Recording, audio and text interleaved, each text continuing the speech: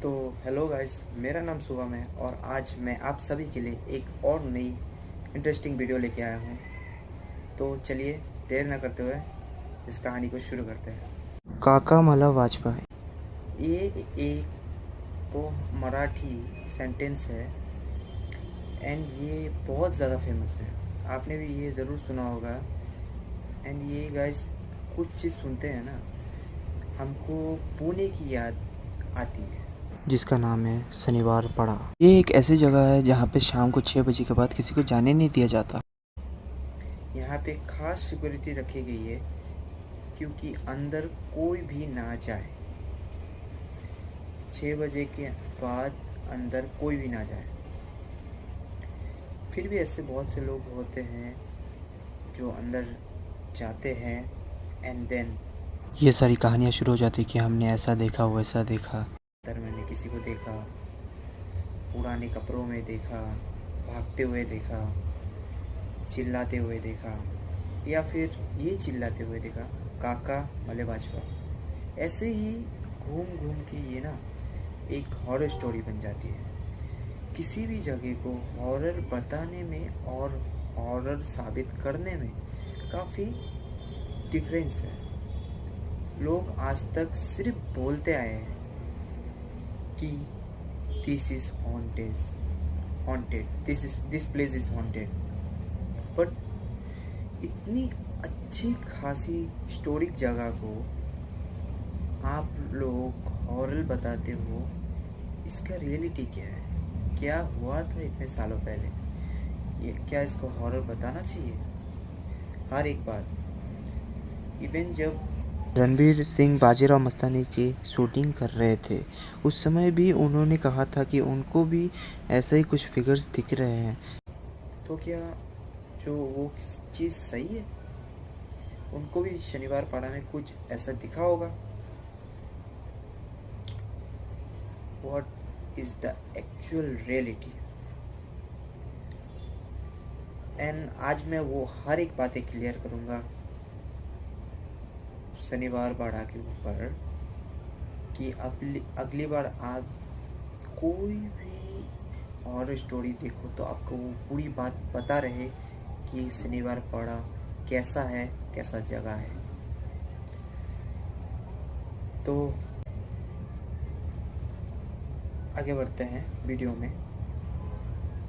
और अगर ऐसा ही हॉरर और हिस्टोरिकल या ऐसा ही इसके रिलेटेड कुछ वीडियो देखना पसंद है तो इस चैनल को सब्सक्राइब कर लीजिए और बेल आइकन प्रेस कर दीजिए एंड लाइक कीजिए। तो अब शुरू करते हैं इस कहानी को। अब ये कहानी शुरू होती है। ये कहानी है 1773 की, जब पुणे के गद्दी पर बैठे हुए थे वहाँ के राजा पेशवा नारायण राव। ये एक ऐसे राजा थे जिनकी उम्र बहुत ज़्यादा कम थी, लेकिन वो गद्दी में बैठे हुए थे एंड हर कोई उस राज्य में उनसे जलता था और झगड़ रहा था और उनकी गद्दी के पीछे पड़ा हुआ था। और हर किसी को ऐसा चाहिए था कि नहीं, मुझे इसकी गद्दी चाहिए, मुझे उसकी गद्दी चाहिए। हर एक इंसान वहाँ पे वही सोच रहा था। तो जो सबसे बड़ा जो आदमी था जो इसके बारे में सोच रहा था वो थे उन्हीं के काका, उनके चाचा रघुनाथ राव।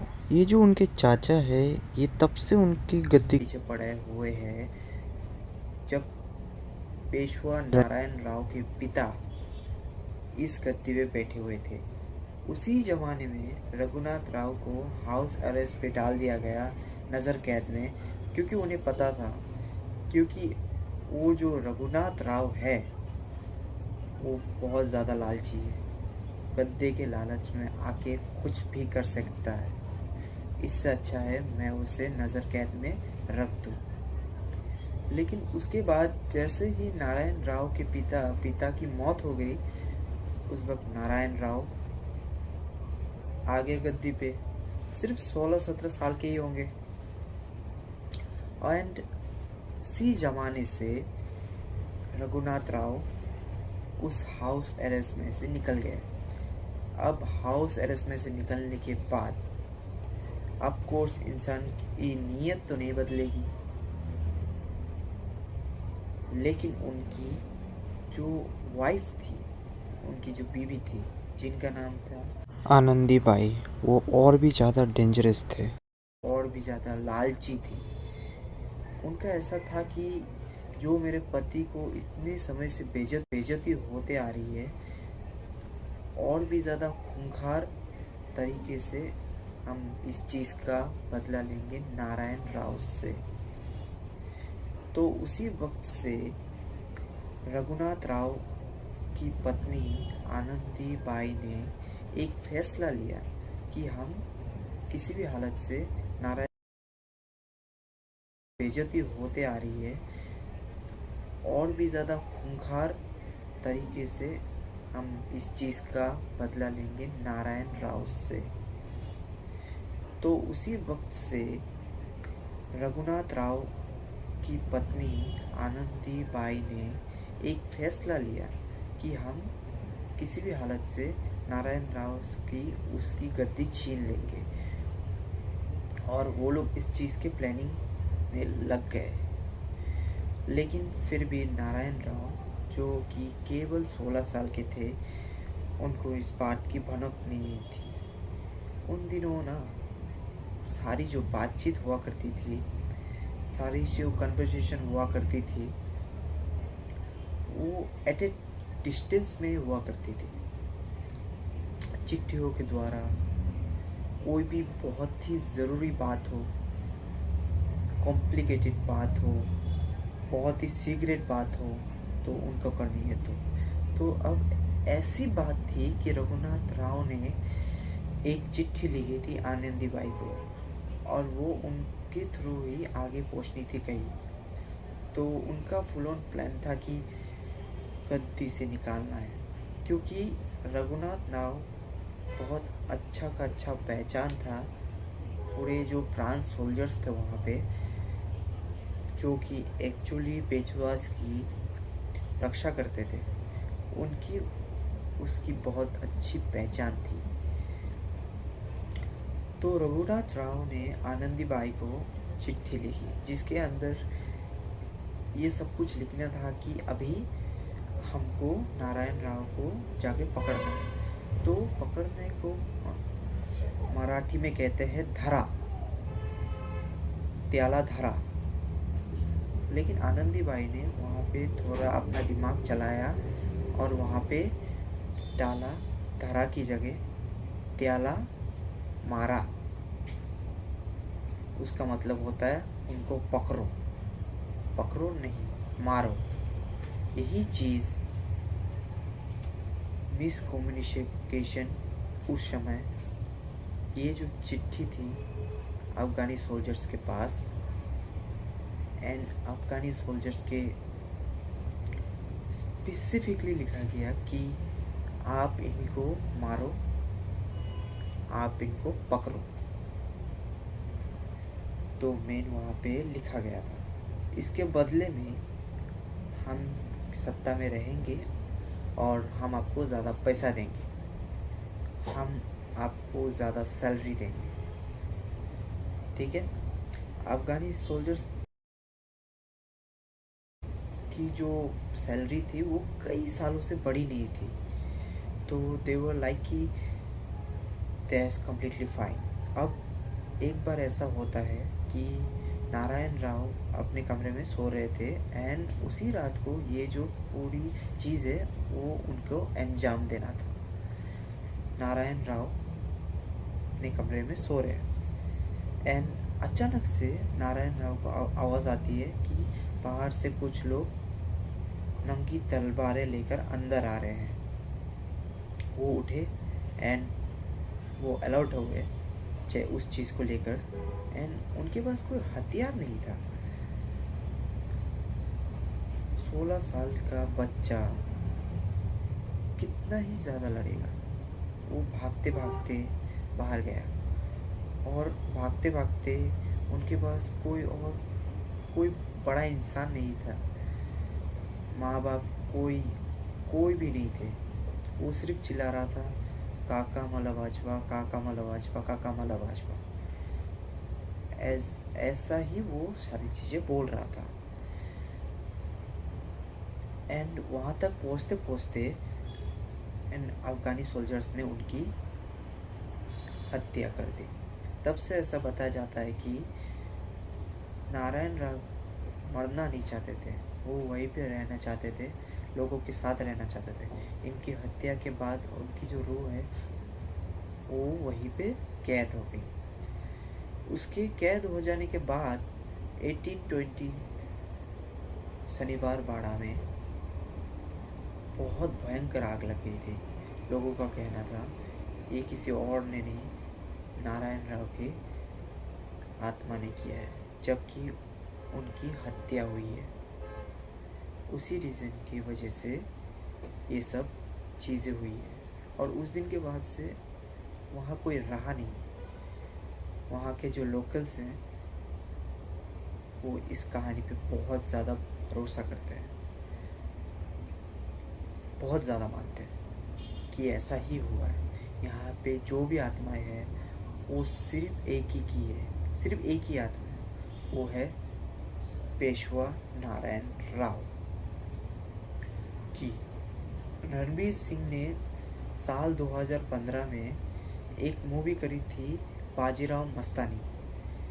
एंड गाइस, आप सब जानते हो कि रणवीर सिंह बहुत ज़्यादा फेमस है अपने मेथड एक्टिंग के लिए।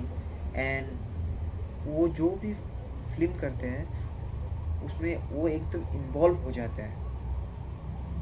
जो मतलब एक पीरियड टाइप की मूवी आएगी जिसमें पद्मावत देख सकते हो, बाजीराव मस्तानी हो गया। एंड यही वो मूवी की शूटिंग कर रहे थे। एंड वो बाजीराव मस्तानी की शूटिंग कर रहे थे। एंड शूटिंग के दौरान उनको सेट में ही पेशवा की आत्मा दिखी। ये सुनने में बड़ा अजीब सा लगता है, लेकिन हाँ, रणवीर सिंह को वो आत्मा दिखी। उन्होंने ये दावा किया है कि उनको पेशवा की आत्मा दिखाई दी। अब कुछ दिनों बाद नहा रहे थे अपने कमरे में, तब उनको रियलाइज़ हुआ कि उन्होंने क्या देखा है असल में, कि क्या ये चीज़ हकीकत थी कि नहीं थी। बिकॉज वो रिकलेक्ट कर रहे थे कि हर चीज़ को, कि सेट पर एक दीवार के ऊपर थोड़ी सी ऐसी धूल लगी हुई थी, तो उस धूल के ऊपर ही पेशवा की जो आत्मा थी वो जमी हुई थी। वो दावा कर रहे थे कि वो पेशवा की ही आत्मा थी। एंड गाइस, रणवीर सिंह ने ये बड़ा स्टेटमेंट दिया था कि मैं कभी भी भूत प्रेत में नहीं मानता था, लेकिन सुपर नेचुरल चीज़ों पर विश्वास रखता था। लेकिन इस हादसे के बाद मैं भी मानने लग गया। लेकिन यही बात नहीं है, उस सेट के ऊपर बहुत सारे लोग, उन हर क्रू मेंबर ने थोड़ा थोड़ा वहाँ में पैरानॉर्मल चीज़ों का नोटिस किया था। क्या कुछ ना कुछ तो हो ही जा रहा है, कुछ ना कुछ तो है, कुछ ना कुछ तो गड़बड़ है। हालांकि इस जगह में आधी रात को जाना मना है। आधी रात को क्या, शाम के 6 बजे के बाद जाना मना है। आप घुस भी नहीं सकते वहाँ में। लेकिन ASI के ऑफिसर्स होते हैं, आर्कियोलॉजिकल सर्वे ऑफ इंडिया, वो लोग यहाँ पे जा सकते हैं, क्योंकि उन लोग का काम ही ये होता है कि वहाँ पे जो फोर्ट है, वहाँ पे जो हर एक चीज़ सही है कि नहीं, यहाँ कोई चीज़ टूट रही है या बिखर रही है वो है कि नहीं। लेकिन इन लोग को जो है ना, वहाँ की हिस्टोरी पता थी कि वहाँ पे क्या कहानी रही थी, कैसा क्या था, क्या बनाएगी ये पेशवा नारायण राव की आत्मा के बारे में उनको भनक भी नहीं थी। लेकिन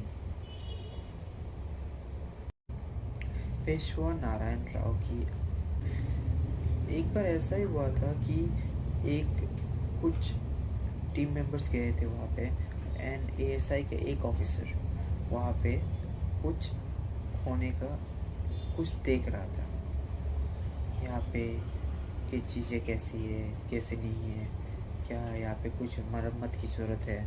उसी वक्त उसने देखा कि वहाँ पे सामने एक दिया जला हुआ है, एंड वहीं पे एक कुर्सी रखी हुई है और कुर्सी के ऊपर एक लड़का बैठा हुआ है छोटा सा, एंड उसने ना ट्रेडिशनल कपड़े पहने हैं, बहुत पुराने लग रहे थे, मिट्टी विट्टी लगे हुए थे। एंड ये एकदम शॉक हो गया कि ये कैसे, क्या है ये, यहाँ पे तो किसी का आना अलाउड नहीं है। वो थोड़ा सा ऐसे पोजीशन मुड़ा सामान वगैरह लेने के लिए, और उसको कुछ लेना भी था। उसने बोला कि उसके जाके बात भी करेगा, लेकिन जब वो पीछे मुड़ा उस तरफ देखा, ना वहाँ पे दिया था, ना कुर्सी, ना कोई इंसान, कोई भी नहीं था। जबकि इस इंसान को वहाँ के हिस्ट्री के बारे में कुछ भी नहीं पता था, नारायण राव की हिस्ट्री के बारे में स्टिल कुछ भी नहीं पता था। ये एक एक्सपीरियंस हुआ वहाँ पे, जो कि वहाँ के लोकल्स भी बोलते हैं। शायद ये भी वजह हो सकती है कि लोगों को वहाँ पे 6:30 के बाद कभी जाने नहीं दिया गया, और ये भी वजह हो सकती है कि लोगों को पता है आज भी नारायण राव की आत्मा वहाँ पे मदद की पुकार लगाती है।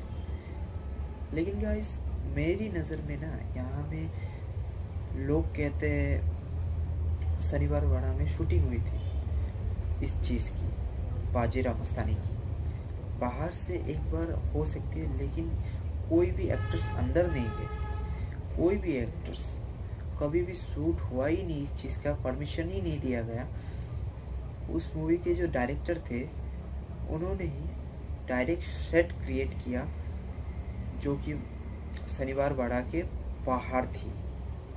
शनिवार बाड़ा के जैसा दिखता था, शनिवार बाड़ा के अंदर जैसा भी स्ट्रक्चर था, वैसा ही उस डायरेक्टर ने बनाया था, और वहाँ पे ही ये पैरानॉर्मल एक्टिविटीज हो रही थी। अब हो सकता है कि ये चीज़, इसका एक दूसरा पहलू भी